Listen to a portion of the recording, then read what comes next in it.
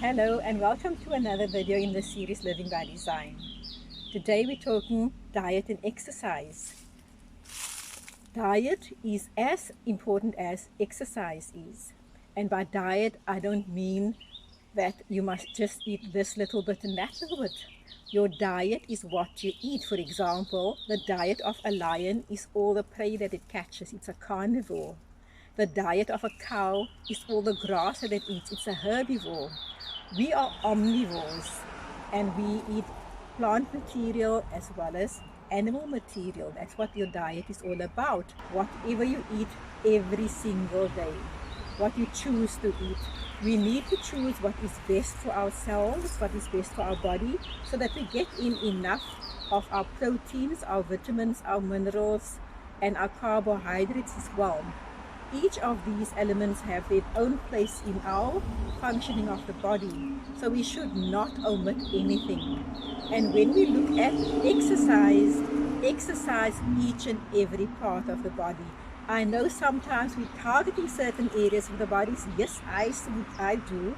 My fat is around the belly, as many others suffer from, so I do a lot of exercise on the belly.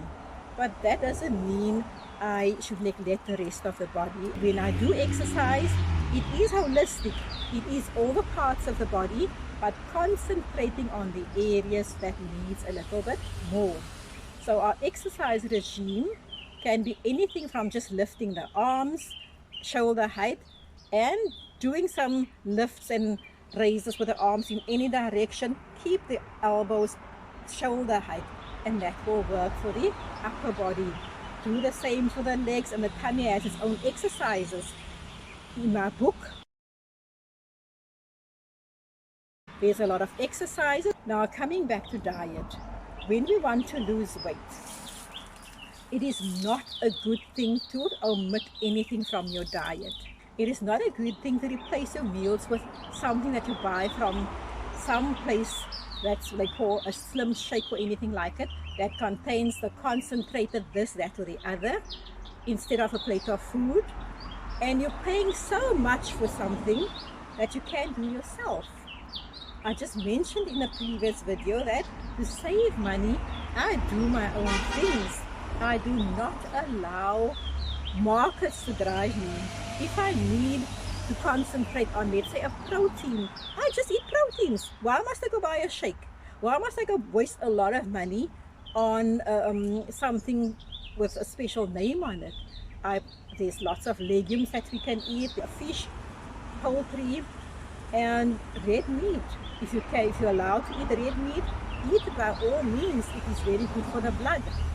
So keep your diet as holistic as possible, as natural as possible. Choose what supplies all the nutrients that you need. And if we look at our vitamins, for example, you have on some of the packs of something, let's say your RDA, that's your recommended daily allowance. That is recommended, remember, only recommended. I have a different lifestyle to what you have. So I may need more of something than you would have of the same thing. People who are very physically active, people who are engaged in physical activity for a living, they would need a lot more protein in their diet.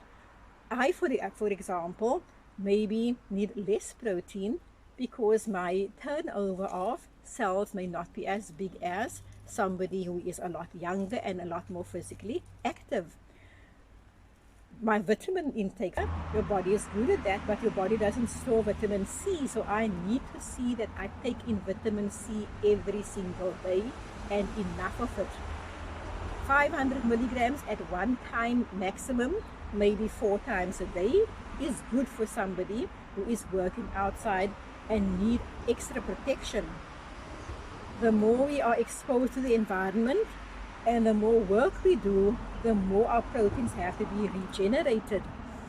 To get our blood strong, for example, we need iron.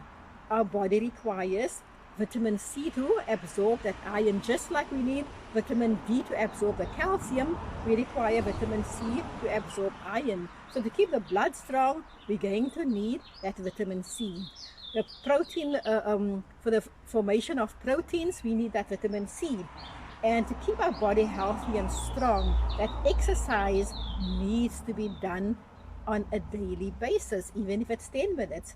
But if you're going to do an hour workout, if you have the time to do an hour workout, 3 times a week should be good. There's a myth after a workout you have to take a cold shower. I don't see the sense in that. Your body needs to continue what has just started. Take a normal shower, take an extra vest with if you're still going to work, if you're having a gym workout early. Best is do it in the evening. Then you can go home and have a shower and relax. The cells can continue to process what has just started. Now there's something else also that I need to teach, is that you need to teach your body to fetch. Like for example, I have lots of fat sitting in the belly. I want to get rid of it, so I need to train the body to fetch the fat that is there. I need the body to target that as a source of energy so that it can burn that fat away. So what I need to do is don't take in too much food at a time. I do my exercise early on an empty stomach so that it can go and fetch that fat that is there. So repeated exercises, maybe 3-4 times a week, and teaching your body to fetch will actually reduce your appetite in the long run so that we don't eat so much at one time. Maybe our free meal today is non-compromisable. You eat your 3 meals. I know people tend to skip meals, but what your body then does, it tries to pile up food somewhere. So eating less doesn't mean that you're going to have less energy in the body. The body's going to start storing just in case you don't eat again. So you'll see fat building up in certain parts where you don't want it. And people who tend to skip breakfast, don't even have time for lunch, and come home and have 1 meal at the end of the day, they tend to develop a paunch. The longer we have only 1 meal and at night for that, the more your body will start storing fat in that belly area. So eating well with regular exercise is the key to staying 28 forever. And that is me. I will always be 28. Thank you for watching.